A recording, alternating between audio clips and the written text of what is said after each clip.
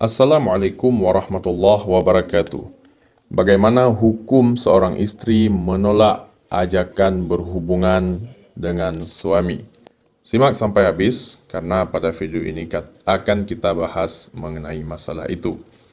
Islam adalah salah satu agama yang mengajarkan pernikahan sebagai sesuatu yang sangat sakral. Bahkan pernikahan termasuk dalam ibadah dan barang siapa umat muslim yang melaksanakan hal tersebut dengan sungguh-sungguh, maka ia telah menyempurnakan ibadahnya dari Allah Subhanahu wa taala. Dalam bahtera rumah tangga, suami dan istri memiliki peran dan kewajiban masing-masing. Selain itu, mereka juga harus bisa membahagiakan pasangannya satu sama lain.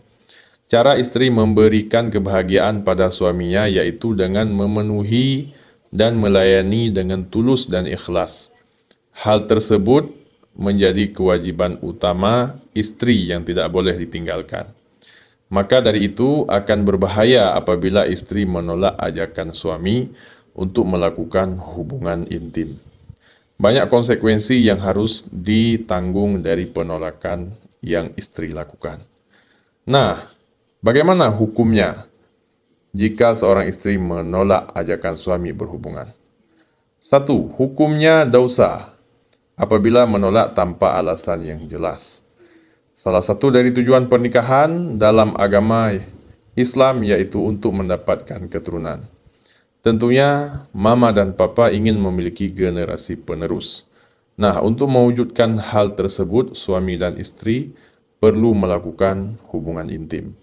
Tidak hanya untuk memperoleh keturunan, berhubungan intim dengan suami juga meningkatkan keharmonisan dalam rumah tangga. Rasulullah SAW pernah bersabda, apabila seorang suami mengajak istrinya untuk berkumpul, hendaknya perempuan itu mendatanginya sekalipun ia berada di dapur. Hadis riwayat Tirmizi. Dalam hadis tersebut jelas dipahami bahwa seorang perempuan yang sudah menjadi istri wajib untuk melayani suaminya meskipun saat itu ia sedang melakukan suatu pekerjaan.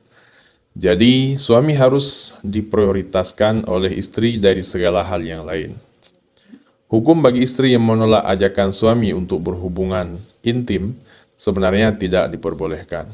Bahkan ia akan mendapatkan dosa jika menolak dengan alasan yang tidak jelas. Yang kedua, istri diperbolehkan berhubungan intim dengan syarat tertentu. Islam memang agama yang cukup tegas mengenai hal-hal yang berkaitan dengan suatu peraturan. Namun bukan berarti Islam tidak menoleransi keadaan yang sifatnya memang tak bisa dipaksa. Yang pertama adalah istri dalam kondisi haid. Itu tidak bisa dipaksa. Yang kedua adalah istri sedang dalam keadaan kondisi mengandung. Itu juga tidak bisa dipaksa. Selanjutnya, istri sedang sakit dan uzur-uzur yang lain. Yang ketiga, berpotensi menimbulkan konflik dalam hubungan rumah tangga. Seperti yang telah dijelaskan sebelumnya bahwa berhubungan intim dengan pasangan hidup dapat menciptakan gelora keharmonisan dalam rumah tangga. Maka perlu untuk dipahami bahwa menolak ajakan suami untuk berhubungan akan berpotensi menimbulkan konflik. Yang keempat, konsekuensi dosa yang ditanggung istri apabila menolak berhubungan dengan suami. Setidaknya ada beberapa konsekuensi yang akan ditanggung istri yang menolak ajakan suaminya untuk berhubungan. Yaitu yang pertama, dilaknat dan dikutuk oleh malaikat hingga pagi hari. Kemudian salatnya tidak akan diterima. Selanjutnya kebaikannya tidak akan diterima. Selanjutnya, tidak dapat masuk surga karena tidak mendapatkan ridha suami dan Allah. Selanjutnya, mendapatkan dosa. Selanjutnya, suami akan berpaling ke perempuan lain. Yang kelima, melayani suami dengan tulus dan ikhlas, maka surga menjadi hak bagi istri. Perihal berhubungan ini memang sudah menjadi kewajiban yang harus dipenuhi oleh istri maupun suami.